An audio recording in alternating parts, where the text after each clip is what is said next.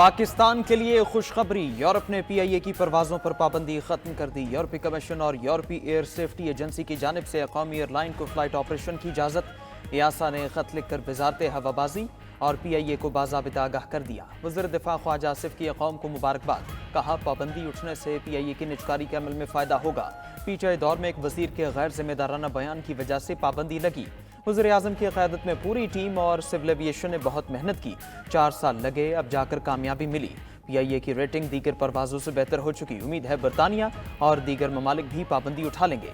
DG civil aviation Nadir डार ने फैसले का तारीखी कामयाबी करार दे दिया। कहा यह वज़ीर आज़म, वज़ीर हवाबाजी और सेक्रेटरी एविएशन के ताउन से मुमकिन हुआ। मौसर हिफाजती निगरानी के लिए सबने अथक कोशिशें की। वज़ीर आज़म शहबाज शरीफ का पीआईए से पाबंदी उठने के फैसले का खैर मकदम। सिविल एविएशन और पीआईए इंतजामिया को मुबारकबाद, कहा यह पाकिस्तान की कामयाब पॉलिसियों का मजहर है।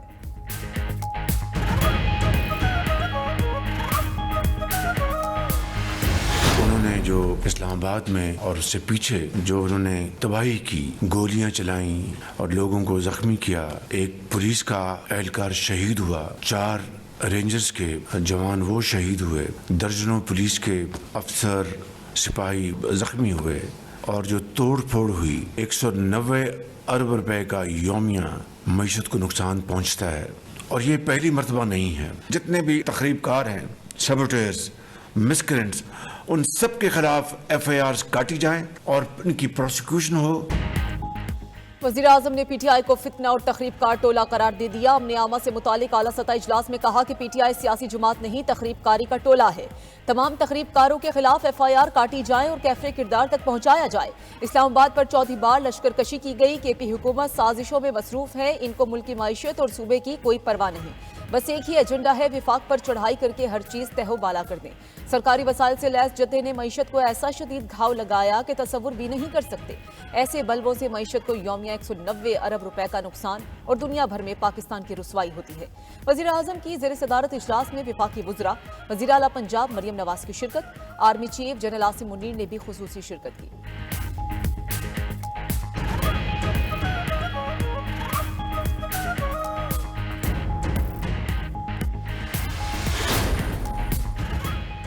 हुकूमत का वफाकी दारुल हुकूमत पर बलवाइयों के खिलाफ सख्त एक्शन लेने का फैसला। वज़ीर आज़म ने वज़ीर दाखिला मोहसिन नकवी की सरबराही में टास्क फोर्स कायम कर दी। टास्क फोर्स जलाओ घिराव करने वाले फसादियों की निशानदही करेगी।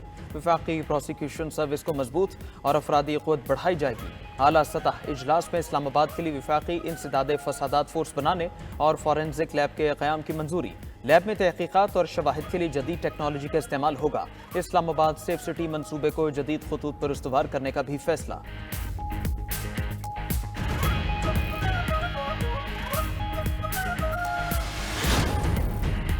खैबर पख्तूनख्वा में गवर्नर राज काबिल कबूल नहीं। शहबाज शरीफ सुन लें, ये पख्तूनों की सरजमीन है, निगलने की कोशिश की तो नस्लें याद रखेंगी। अपोजिशन लीडर उमर अयूब की पेशावर हाई कोर्ट के बाहर गुफ्तगू। चीफ जस्टिस पाकिस्तान से फैक्ट फाइंडिंग कमेटी बनाने की अपील कर दी। कहा कि हमारा एक पुरअमन एहतजाज था, रुकावटें डाली गई, वज़ीर आला पर कातिलाना हमला हुआ।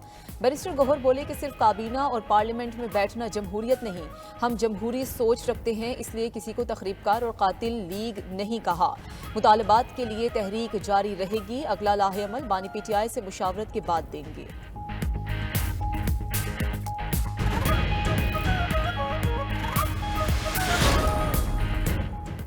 वज़ीर आला खैबर पख्तूनख्वा अमीन गंडापुर ने पार्लिमानी पार्टी का इजलास तलब कर लिया। ज़राए के मुताबिक इजलास कुछ देर बाद वज़ीर आला हाउस के जिरगा हॉल में होगा।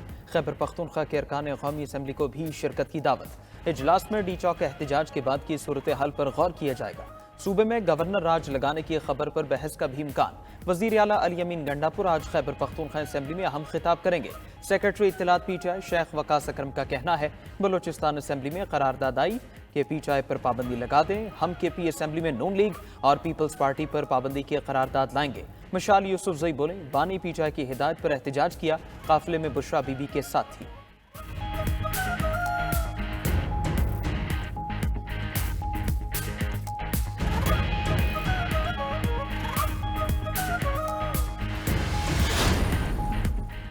गवर्नर केपी फैजल करीम कुंडी ने सूबे की सूरत हाल पर 5 दिसंबर को एपीसी बुला ली। दीगर सियासी जमातों को शिरकत की दावत।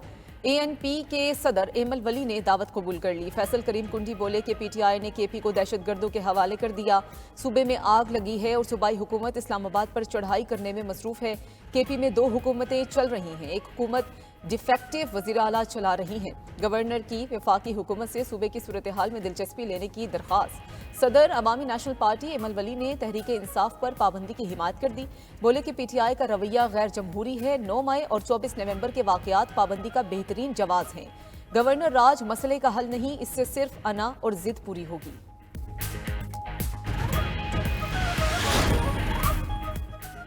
किसी सूबे में गवर्नर राज और सियासी जमात पर पाबंदी के हक में नहीं। वज़ीर आला सिंध मुराद अली शाह की मीडिया से गुफ्तगू बोले, पीपल्स पार्टी कभी गवर्नर राज की बात नहीं करेगी। सिंध में भी कई बार गवर्नर राज लगाने की बातें की गई। हम भी सियासी कैदी रहे मगर कभी नहीं कहा कि विफाक या किसी सूबे पर चढ़ाई कर देंगे। सियासी लोगों का एहतजाज पुरअमन होता है, पुरतशद्दुद नहीं। वज़ीर बल्दियात सिंध सईद गनी का कहना है, पीपल्स पार्टी ने बहुत कड़वे वक्त देखे मगर कभी ऐसे मुल्क दुश्मन इक़दामात नहीं किए।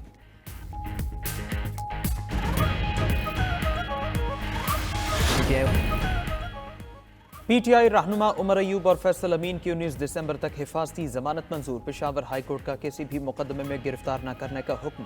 अदालत ने वफाकी हुकूमत और मुतालिका इदारों से मुकदमात की तफसील तलब कर ली।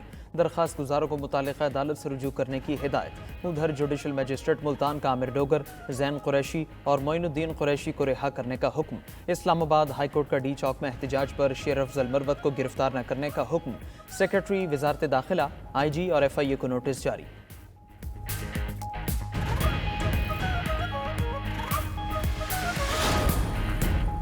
मुल्क ज़र मुबादला की बचत के लिए अहम और ठोस इक़दाम। एक और IPP का हुकूमत से मुआहिदा हो गया। वज़ीर तवानाई अवैस लगारी का कहना है कि बेकास के पावर प्लांट्स के साथ मुआहिदा हो चुका। हमने IPPs को बताया है कि इतनी महंगी बिजली नहीं खरीद सकते। IPPs से नजरसानी मुआहिदों के बाद बिजली 5 रुपए तक मजीद सस्ती होगी। 26 रुपए का यूनिट खित्ते के किसी मुल्क में नहीं। अवाम बहुत जल्द ऐलान होते देखेंगे कि हुकूमत बिजली नहीं खरीदेगी। प्राइम मिनिस्टर की इस विजन को सलाम करता हूँ कि उन्होंने एक बहुत अच्छा डिसीजन किया है और अल्लाह करे कि गवर्नमेंट इस डिसीजन को करने में कामयाब हो जाए। हम लाहौर चैम्बर के प्लेटफॉर्म से स्टेटमेंट को बड़ा वेलकम करते हैं और इनकरेज करते हैं गवर्नमेंट को ऑन प्राइवेटाइजेशन। हम सब आपके साथ हैं, ये होना चाहिए क्योंकि ये जो अदारे बहुत एक सफ़ेद हाथी की तरह मुल्क को खाए जा रहे हैं, ये बजाय इसके कि हम पे बोझ हों, ये हमारा पाकिस्तान का मुल्क मिलत का रेवेन्यू का ज़रिया होना चाहिए। गवर्नमेंट का काम ही नहीं है कि वो आए और बिज़नेस करे। गवर्नमेंट चीज़ों को फैसिलिटेट करे, बिज़नेस को प्रमोट करे, ये गवर्नमेंट का काम है, ना कि गवर्नमेंट आके डायरेक्ट बिज़नेस में इन्वॉल्व हो जाए। ताजिरों ने वज़ीर आज़म शहबाज शरीफ के कारोबार को निजी शोबे के हवाले करने के बयान की हिमायत कर दी। कहा, दुनिया के तरक्की याफ्ता ममालिक में भी निजी शोबा ही कारोबार करता है। रेलवे, PIA और स्टील मिल्स जैसे इदारों को मुनाफा बख्श बनाने के लिए निजकारी जरूरी है।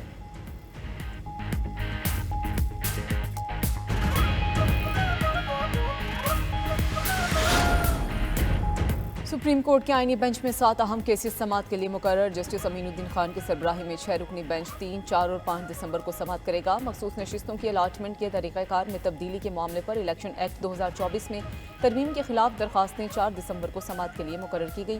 दरखास्त गुजार चेयरमैन PTI बैरिस्टर गौहर को नोटिस जारी। मुख्तलिफ बैंक से 54 अरब रुपए के कर्ज माफ और PIA की निजकारी के खिलाफ केस भी समाअत के लिए मुकर्रर।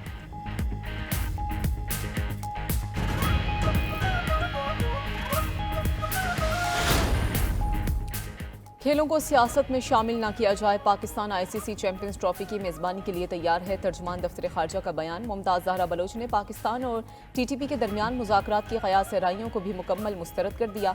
हफ्तावार ब्रीफिंग में मज़ीद कहा कि गैर मुल्की शहरियों की पाकिस्तानी सियासी एहतजाजों में शिरकत मुकम्मल गैर कानूनी है। तमाम गैर मुल्की पाकिस्तान के सियासी मामलात से दूर रहें। पाकिस्तानियों पर मुत्तहिदा अरब अमारात के सफ़र की कोई पाबंदी नहीं।